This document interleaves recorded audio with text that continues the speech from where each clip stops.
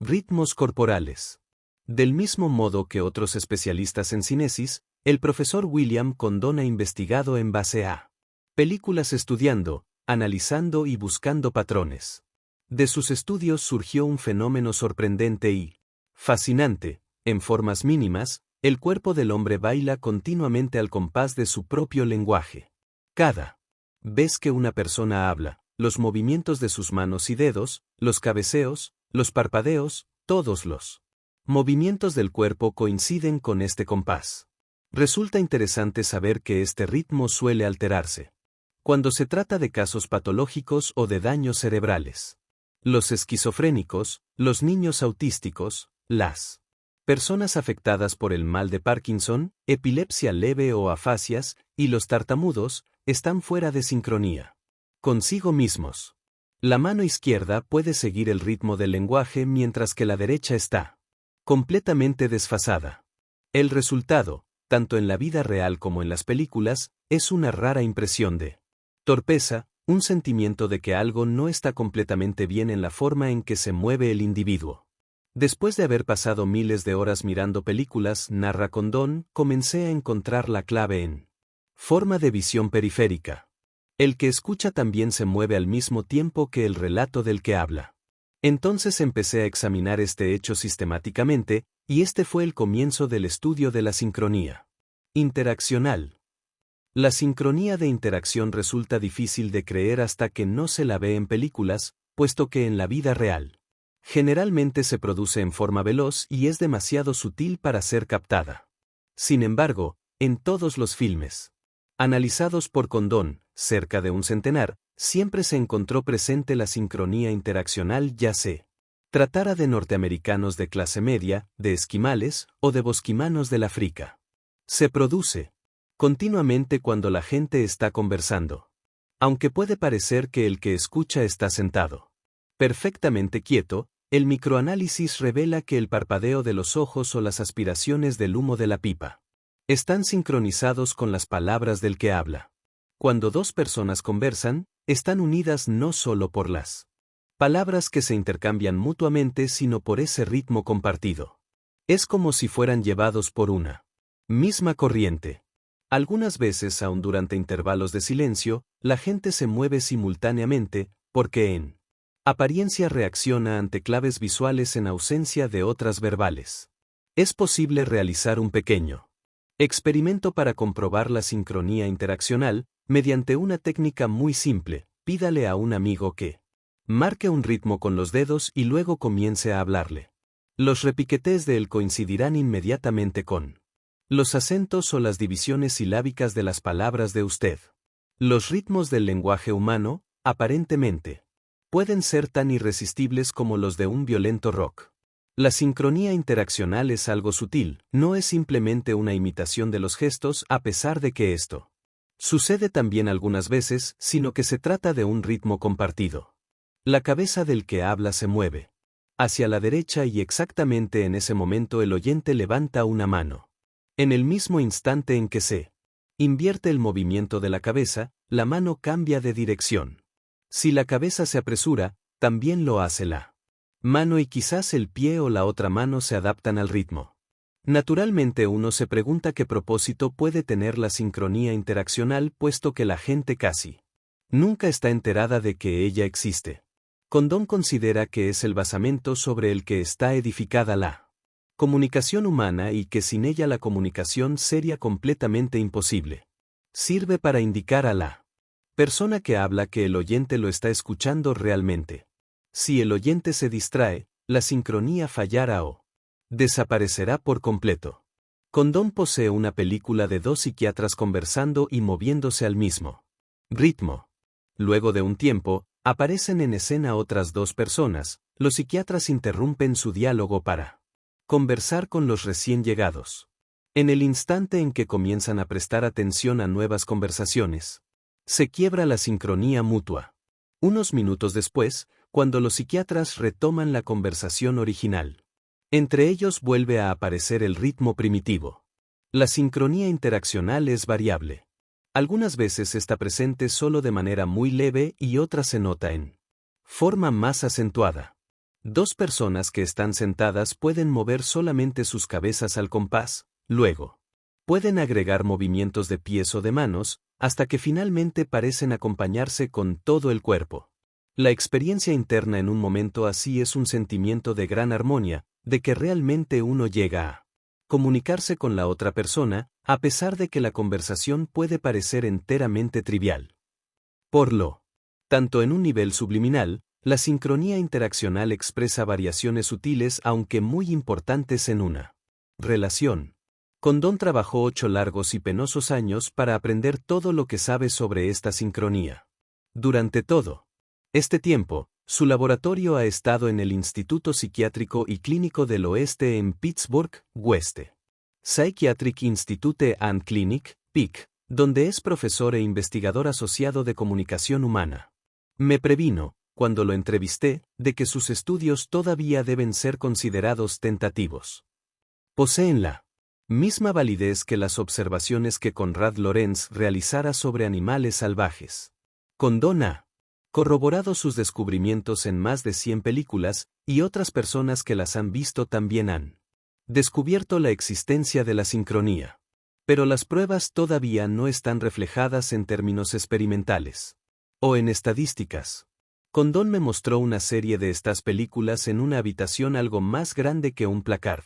La primera era sobre una conversación filmada entre un hombre blanco y un negro, que no se conocían entre sí, habían sido llevados al laboratorio PIC y se les pidió que se sentaran y conversaran para obtener datos acerca de la comunicación humana.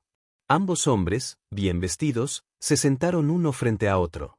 El negro era joven, un estudiante. El blanco era algo mayor. Echándose hacia atrás en el asiento comenzaron a discutir amablemente acerca de los posibles beneficios de una educación universitaria. El estudiante estaba a favor de ella, en contraposición con el blanco que defendía la tesis de la especialización laboral. Condon me mostró la película mediante un proyector manual, pasando una vez tras otra los mismos cuadros. En cámara lenta, el sonido era semejante al del pato Donald, otras veces se parecía al silbar del viento o al grito de las focas. Pero la cadencia era siempre clara, aunque las palabras no lo fueran. En forma gradual comencé a notar que cada uno de los hombres tenía su propio ritmo de moverse al hablar. Luego, repentinamente y por el rabillo del ojo, capté que realmente lo hacían al mismo compás. El hombre blanco hablaba, y a pesar de que el negro permanecía aparentemente inmóvil, cada vez que se movía lo hacía coincidiendo con alguna acentuación en las palabras de la frase que estaba pronunciando su interlocutor. Condon me explicó que, como en esta primera parte del filme ambos personajes estaban intercambiando ideas, no había mucha sincronía. Divorciados de las palabras, los gestos parecían algo agresivos al señalar, enfatizar y cortar el aire. El blanco se contradijo, yo quiero, yo no quiero, y pude notar que su cabeza se movía hacia atrás, mientras enseñaba los dientes y levantaba las cejas, luego en un gesto enfático, parecido a una bofetada. Golpeó el aire. Inmediatamente el hombre negro se enderezó en su asiento. A partir de ese momento, el tono del encuentro fue totalmente diferente. Donde antes había una sincronía esporádica, ahora ambos hombres se movían juntos al ritmo de sus frases, de sus palabras y hasta de las sílabas, en una danza creciente e intrincada. Se notaba un complejo juego de manos. Luego de una pausa, uno de los dos comenzó a hablar, y el otro mediante un movimiento de su cuerpo retomó la conversación al compás en el momento preciso. El estudiante buscó la pipa en su bolsillo y el ritmo del gesto fue tan claro como da-da-gadum, y reflejó de manera igualmente clara las palabras del otro. La primera parte de la película, según Condon, refleja una lucha de dominio-sumisión. Es difícil precisar qué fue lo que pasó exactamente en el momento de la bofetada, pero, indudablemente, algo cambió. Tal vez este solo y enérgico gesto dirimió la cuestión del dominio. Luego Condon pasó otro grupo de películas cortas, esta vez mostrando a la etóloga Jane Goodall acompañada por un par de chimpancés salvajes. En cuclillas, Jane trata de arrebatar un cacho de bananas a uno de los monos. Este echa hacia atrás la cabeza, mostrando los dientes y procura darle una bofetada de manera muy semejante a la escena filmada entre los dos hombres. Volviendo a la película anterior, Condon me señaló algunas sutiles diferencias culturales en la manera en que emplean el cuerpo los blancos y los negros. Cada vez que un blanco movía simultáneamente la cabeza y las manos, estos se sacudían al mismo compás.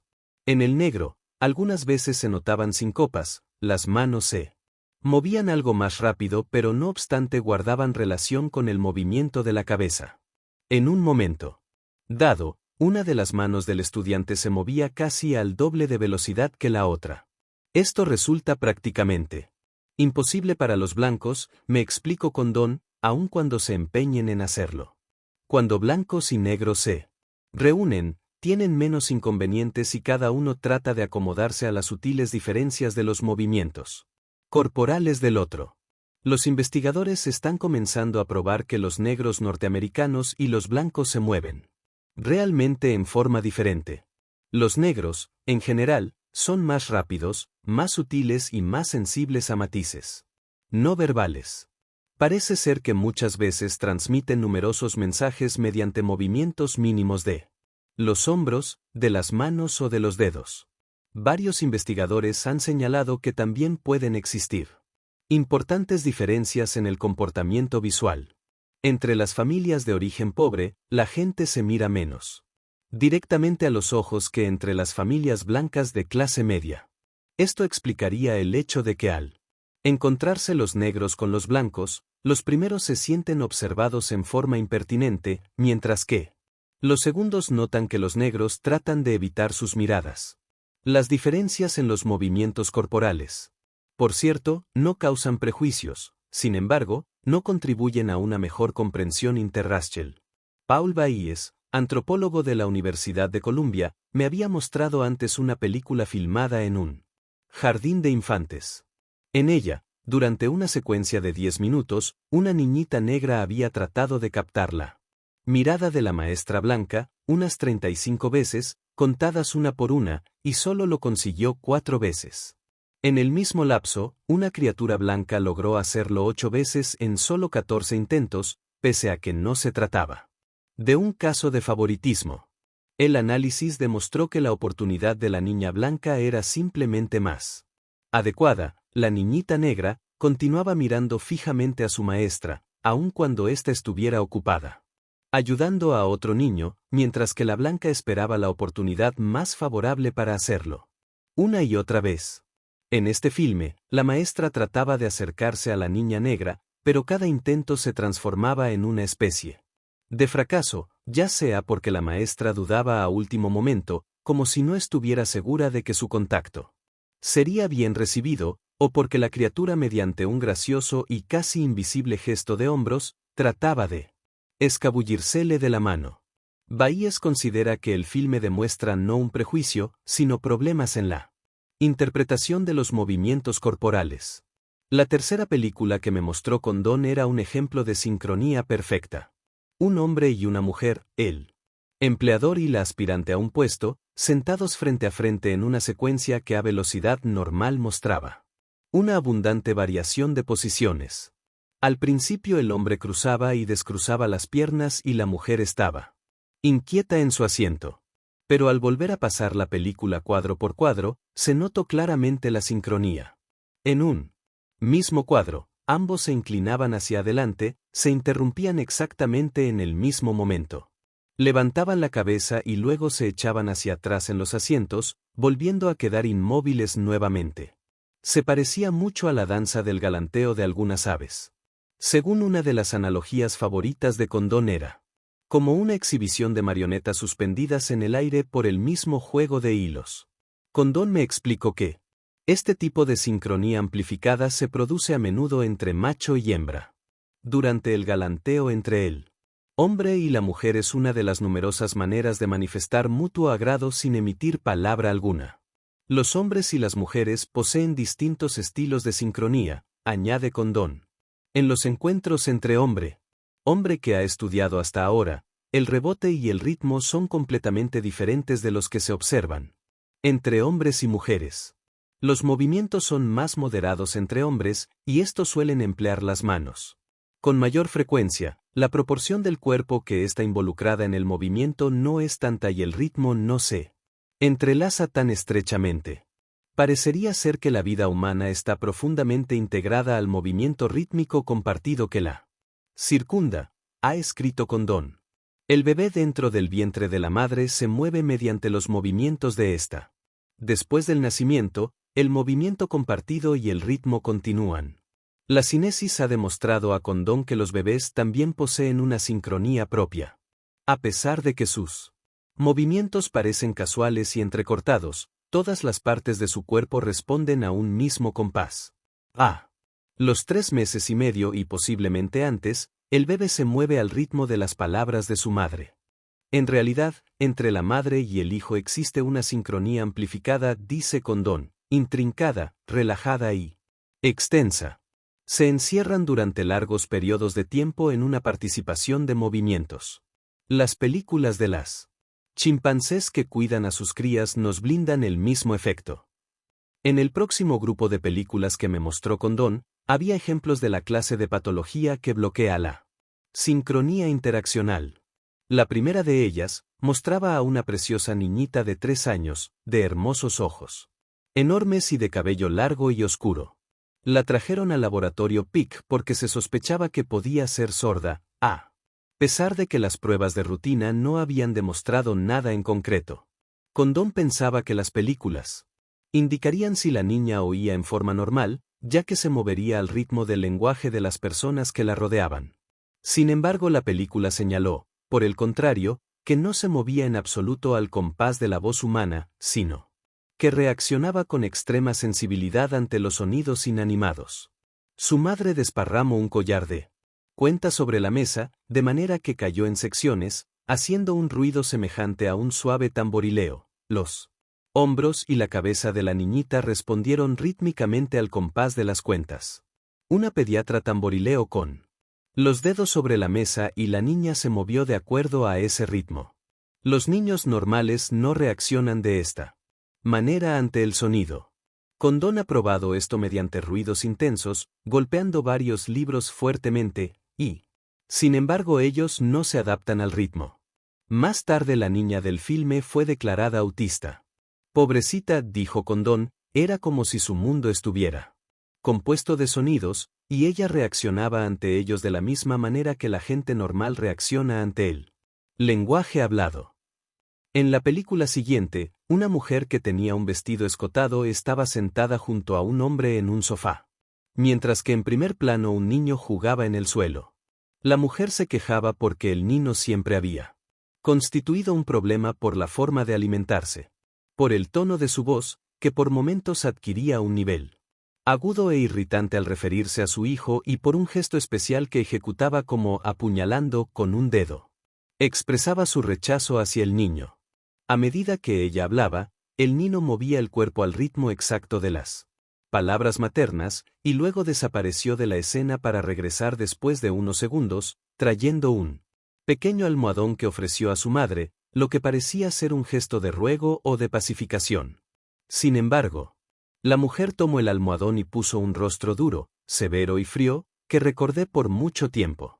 El próximo filme presentaba a una mujer, madre de mellizas, una de las cuales era esquizofrénica. En los 30 minutos que duró la película, la madre y la hija normal se movieron al mismo ritmo, y compartieron posiciones el 95% del tiempo, incluso se acomodaron la ropa en un mismo cuadro de la película. La hija esquizofrénica rara vez coincidía con su madre o con su hermana. Más aún, cada vez que trataba de adoptar una postura coincidente con la madre, ésta inmediatamente cambiaba y adoptaba otra, como si de esta manera mantuviera cierta distancia entre ambas. Siempre que la madre se refería a la hija esquizofrénica, gesticulaba hacia ella manteniendo las palmas de las manos hacia abajo, como si golpeara, en un movimiento que indicaba claramente, aléjate. Algunas veces, la niña reaccionaba volviendo enérgicamente la cabeza hacia un lado y excluyéndose más que antes de la conversación. Estos son mensajes mayores, me dijo Condon sobriamente. Cuando usted ha visto suficientes películas de este tipo, comienza a aceptarlas como parte de la realidad.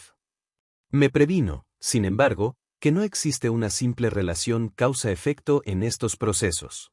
La reacción de la madre no produjo la esquizofrenia de la hija. De hecho, la niña enferma puede haberse comunicado mal desde un principio.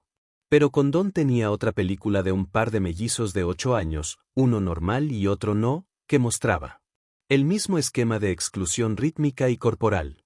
También ha coleccionado varias películas de madres de mellizos normales, en las que la madre se comporta en forma equilibrada frente a ambos. Puede ser, entonces, que la sincronía interaccional no solo sea una forma de demostrar armonía, sino una manera de incluir o excluir a otros. En otra película sobre un adolescente perturbado y sus padres, la madre y el hijo mostraban claramente por su comportamiento que estaban aliados en contra del padre. De hecho, en un momento dado, el muchacho comenzó a discutir con el padre, y la madre reforzó esta actitud adoptando la misma postura de su hijo y moviéndose en estrecha sincronía con él. En otro momento, el padre y la madre concordaron maravillosamente y de inmediato, el muchacho enojado dijo a la madre: «Bueno, antes me hiciste cerrar la boca, así que ahora puedes hacer que la abra nuevamente», lo que nos proporciona, dice Condon, una verificación más amplia de que existe en este caso tanto una inclusión como una exclusión. Condon especula en base al hecho de que adaptarse al ritmo de otra persona puede tener a grosso modo el mismo efecto que compartir una postura, ya que promueve un sentido de intimidad y de armonía. La gente es muy sensible ante la forma en que se mueve otra persona. Edward Hall posee una colección de fotografías tomadas en una galería de arte en las que las personas, sin darse cuenta, adoptan las posturas de las esculturas expuestas. Las personas poseen esta sensibilidad especial y ni siquiera lo saben, sugiere el Dr. Condon. Puede haber, por lo que conozco, varios cientos de niveles diferentes para expresar intimidad o alejamiento en una relación, posturas, sincronía, contacto visual y otros. La vida puede tornarse cada vez más fascinante a medida que uno estudia esto, puede llegar a ser extremadamente agradable. Pienso que a medida que la gente conozca estas sutilezas, accederá a matices de placer, de relación compartida que todavía no conocemos, ya que nuestra sensibilidad se verá acrecentada. La más notable de todas las películas que me mostró Condon fue la última. En ella aparecían dos sujetos conectados a un EEG, electroencefalograma, de tal manera que se podía registrar sus ondas cerebrales a medida que hablaban. Una cámara enfocaba el encuentro a nivel humano, y la otra las agujas del E, mientras dibujaban los temblorosos trazos en el papel cuadriculado que corría bajo ellas. Resultaron dos películas distintas. Sobre la pantalla que reflejaba los trazos del E, se veían los rasgos alineados de 12 indicadores, los 6 de la derecha correspondían al hombre y los 6 de la izquierda a la mujer. Se asemejaban bastante a la estela que dejan dos esquiadores acuáticos no muy hábiles, que esquían al compás de una música que no se oye. Todos no se movían a derecha o a izquierda en el mismo instante, pero en general lo hacían en forma bastante sincronizada, también aumentaban o disminuían la velocidad en forma pareja. De una manera casi mágica, era como si los indicadores hablaran entre sí.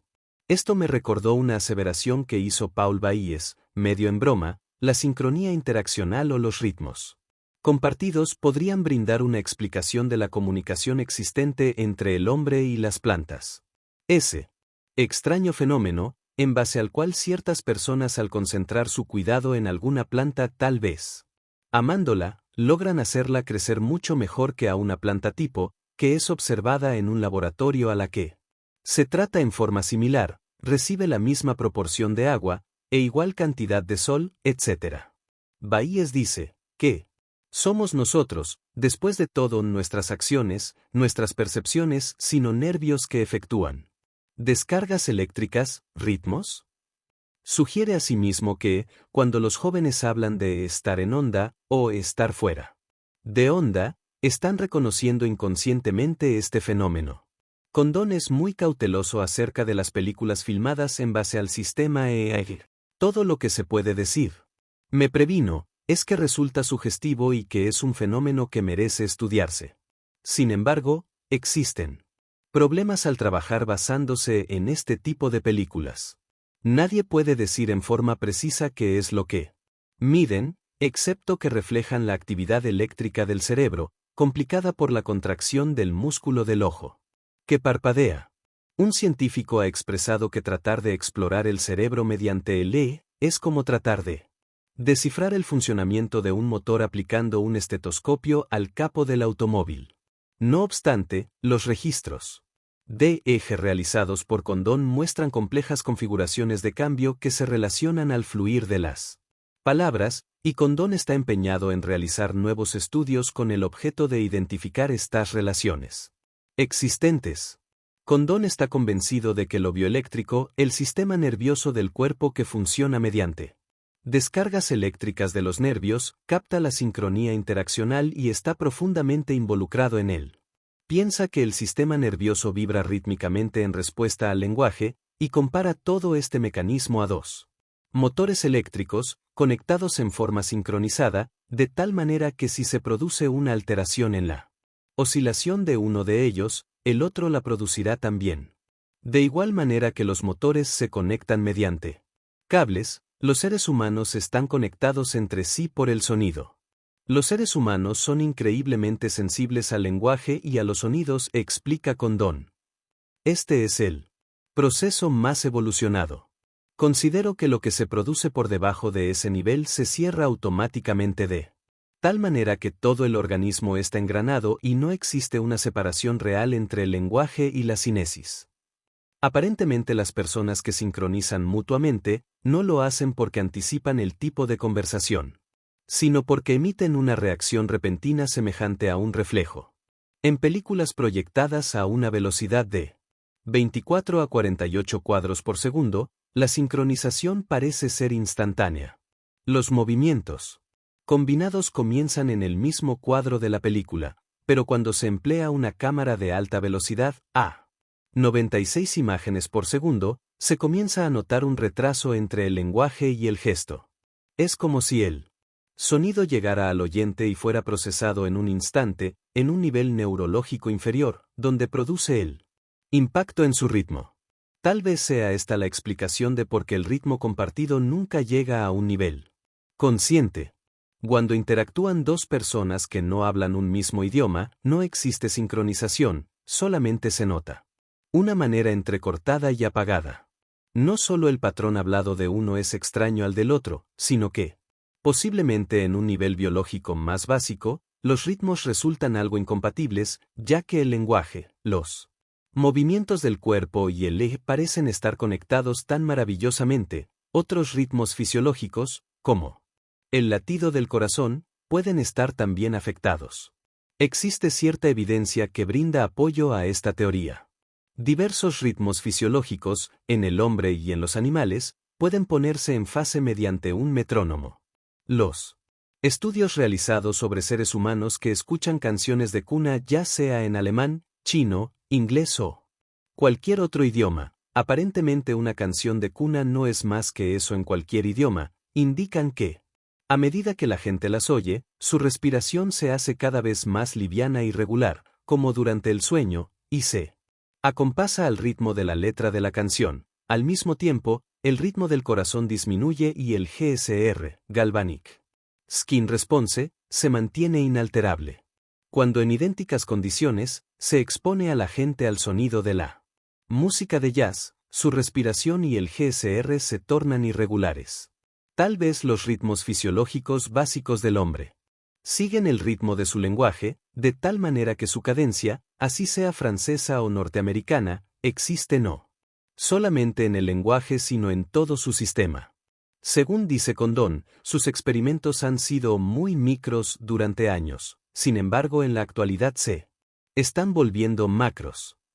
A medida que trabaja en lapsos más prolongados, ha descubierto que ciertos intervalos rítmicos ocurren con tanta frecuencia que uno siente la tentación de pensar que forman parte del organismo en sí.